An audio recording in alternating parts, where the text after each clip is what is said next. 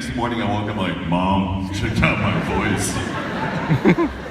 And I scared her. And what voiceover really was, that was just, you told people when they had a deep voice, you gotta get a radio. I did get a radio, and then I was going to school at University of North Texas to study radio, television, film. Actually, I had switched my major from opera to radio, television, film. Yeah, I know. I was an opera major for a little while. Then I realized, oh, I don't want to do that at all. Like, I don't. Like, but we want you to do that. Yes! I don't think so. All mine is as close to opera as these guys are going to get. Actually, Alex Louis Armstrong looks like he'd be an opera singer. Sparkles! Yeah, I was sitting in an astronomy class, and... Did you go to Hogwarts? I know. No, I'm sorry, that's astrology. Yeah, I know. I was actually thinking, did I say the wrong word for a second? And I got a page on this pager. This is the thing we had before you guys were born that was like a mobile phone, except you couldn't call anybody. It just had numbers on it. It's how you call Captain Marvel these days. Basically. And it was for a friend of mine saying, like, hey, you do voices and stuff. I'm like, yeah, I change people's, like, I do a lot of commercials and things like that. She goes, you should come and audition. I got the job on Dragon Ball. It was like the first gig that I ever had, but I didn't know what Dragon Ball even was. Like, they were just, I remember the people that hired me were from Fort Worth. They were like, man, we got this show called Dragon Balls, and we just need somebody to come in and do some voices on and stuff like that. And I go, yeah, fine. There was no internet, you couldn't look up anything, so I didn't know what it was I was working on. Like, all right. Like you just got given a job by the Dukes of Hazzard. In a way, we kind of did. Like, it was just like, hey, let's turn up the heat on this one, Chris. All right. I'm not even kidding. That's exactly how my boss would sound. He's like, we're going to get that Sean Schimble guy and do some voices this week. I'm like, yeah, tell him to come in my office. Someone talking about some stuff. Anyway, enough of that. But yeah, and then I would have never, if you had told me that I would be sitting here with you 20 years later, I would have said, get me out of that. But if you had told me that I'd be traveling the world, going to places like this and having my own HBO special, I would have never believed you. Yeah, I still don't believe it. But now, look, we got some fans of My Hero Academia, yeah? What do you think makes a hero?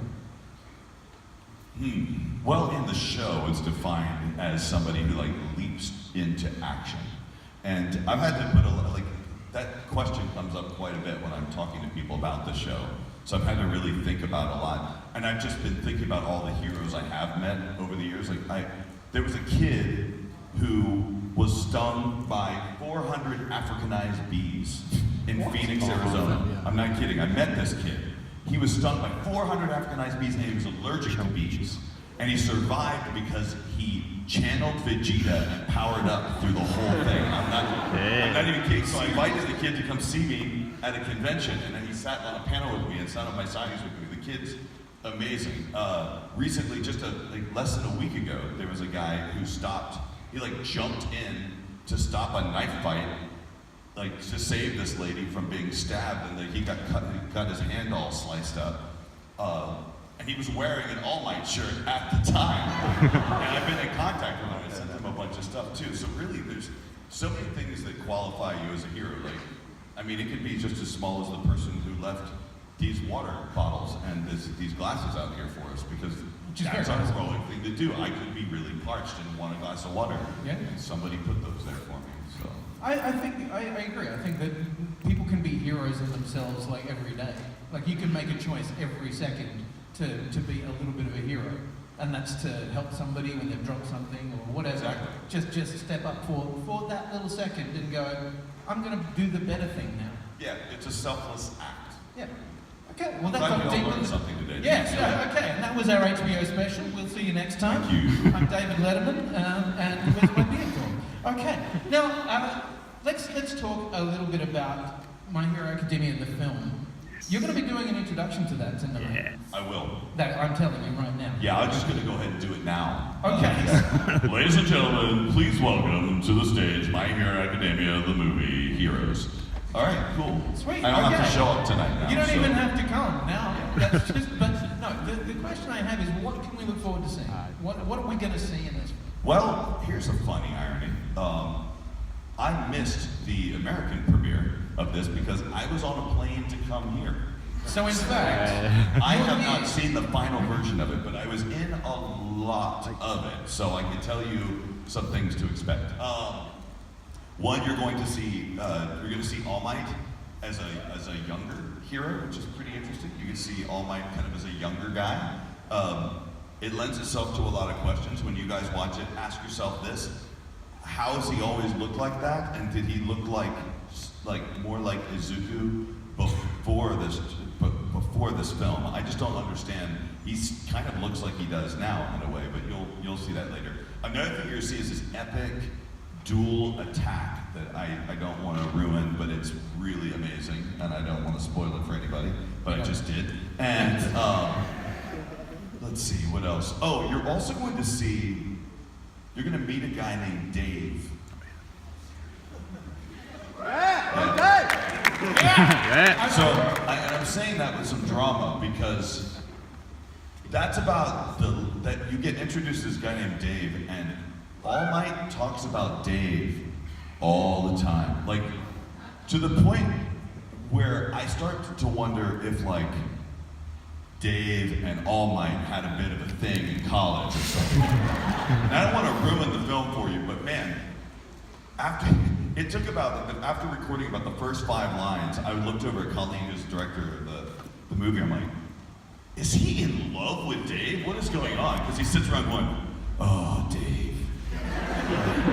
It's been a long time, Dave. Can't wait to see Dave.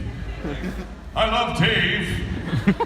I'm set, like, this will be way funnier after you've seen the movie, after tonight. I'm finding it incredibly uncomfortable because my name's Dave. Nobody knows that. Everyone knows me as Quinny, but like I'm sitting here getting this is kind of hot. Yeah, I noticed you are sweating. Yeah. You're sweating now. Hey, Dave. No, I didn't. Dave. I have to tell you this. Hi, Dave. I'm getting excited.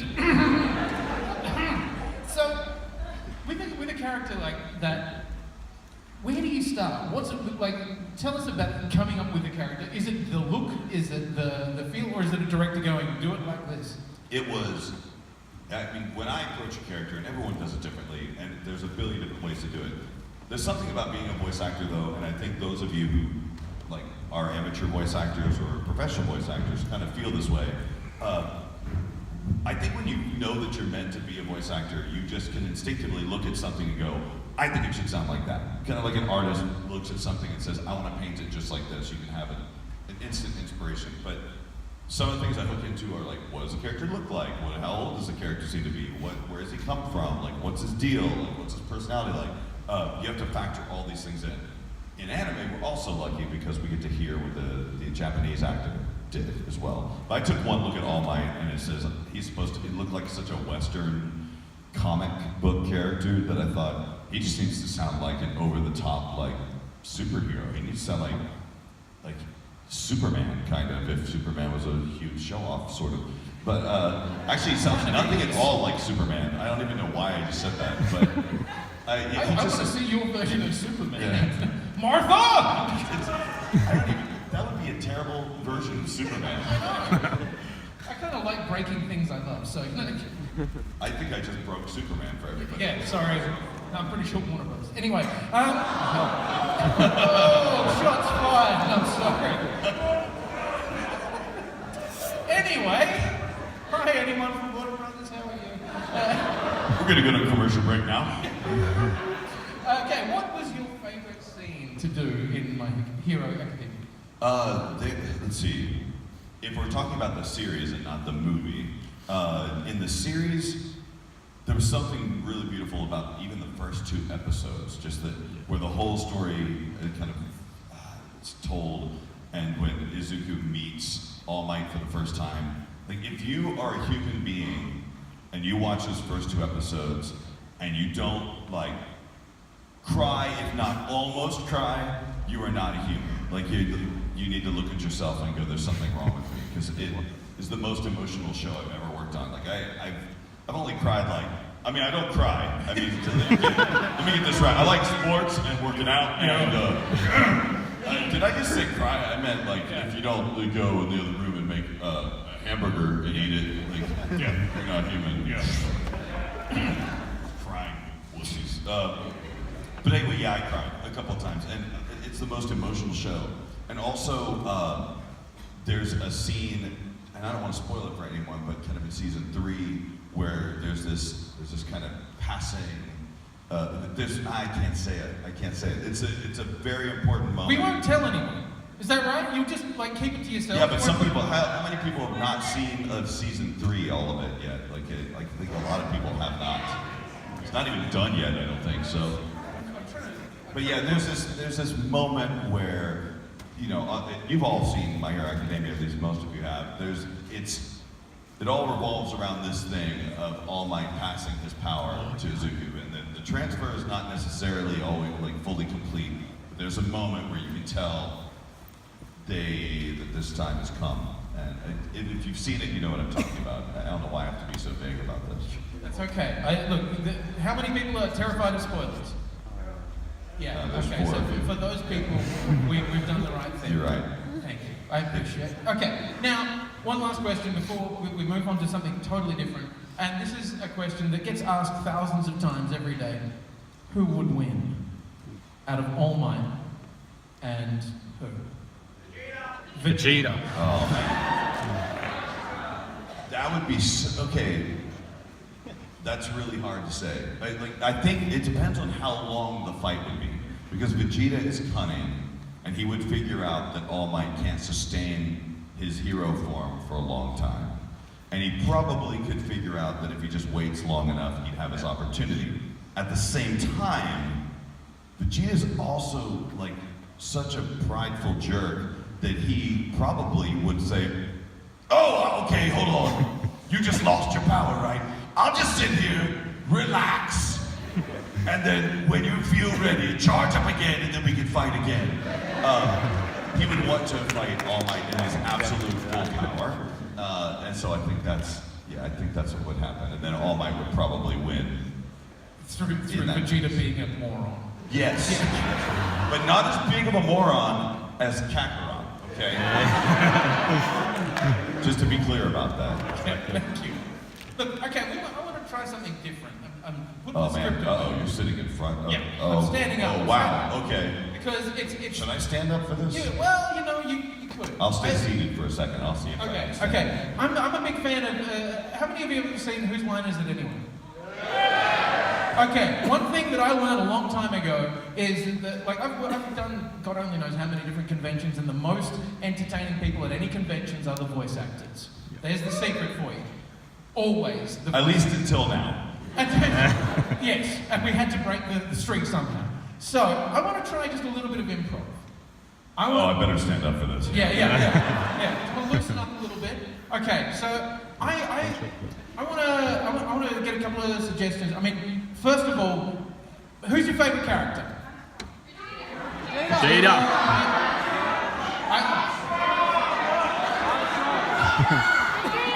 Someone just said Yamcha, but Yamcha. I love that person, whoever it is. Okay, I heard All Might. Let's go. We like All Might, yeah? Okay. All Might. Okay. All Might. I'll put my hand up. I don't know as much about this as I should. So, All Might. Sorry. All Might in space. I'm in space. Okay. How about? Okay.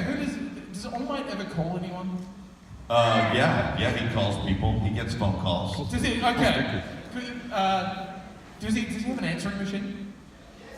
Yeah, actually, yes. And he has his own ringtone on his phone of his own voice.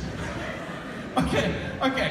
Can you give us an example of All Might finally understanding that his ringtone is in fact his own voice? Okay. All right. So he's aware that. See, he put that there. But here's like the first, like, you know, when you've had like you put a ringtone on your phone and you realize suddenly that it's kind of embarrassing after you've done it, but it's too late because your phone's already ringing and people like can hear it. Or maybe you put it on there as a joke and then you forgot and you left it on there. So this would be All Might getting a phone call and then having to justify that his own voice is he's like, he's like, "A phone call is here! A phone call is here! Oh, Okay. I just put that on there because I had it and I recorded it somewhere. Recordings. I don't know. Where did you record it? I have a home studio.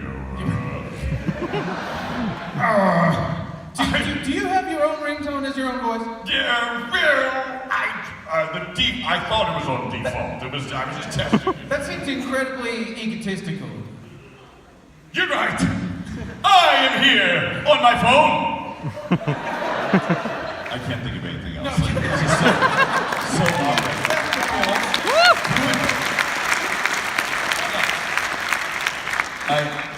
I requested my wife to put a certain ringtone for me on the phone because even though I'm not there, I just wanted to know.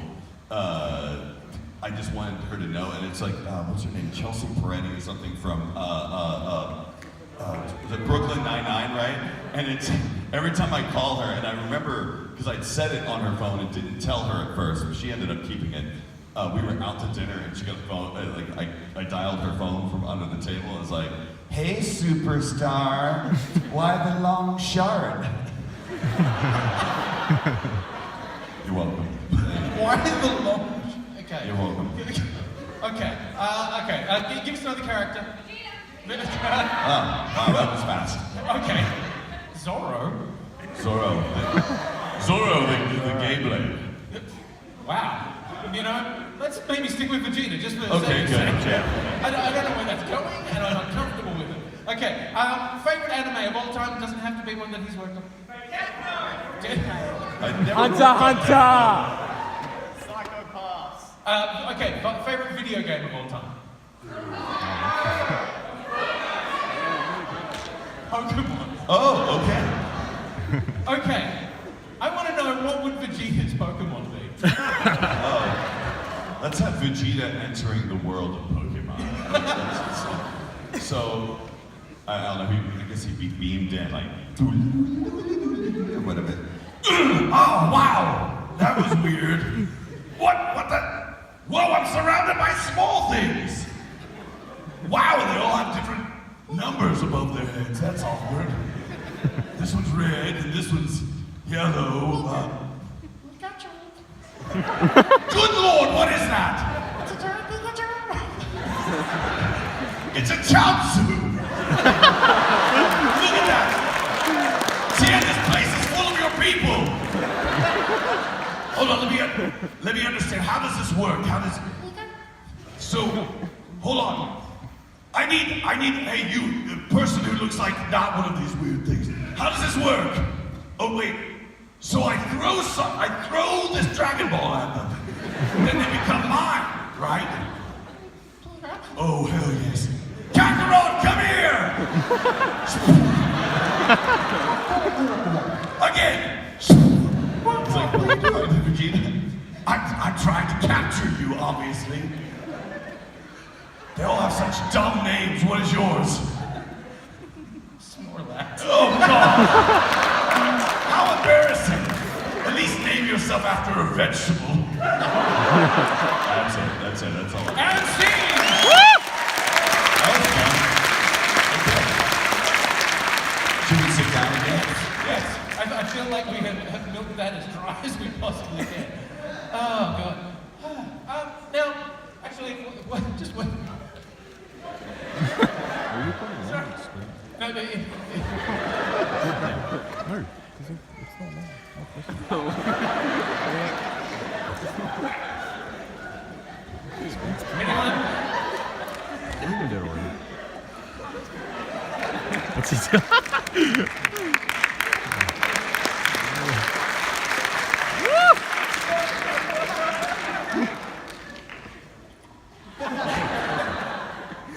Sorry, I just wanted to get a glass of water. Whoever left that here is a hero, by the way. I really need to pee now. Yeah, anyway, whoever needed to pee, I'm sorry.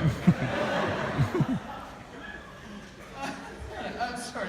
That long, terrible gag. Anyway, we're going to have a look at a couple of clips, man, from another show that you've been involved in recently called Pop Team Epic.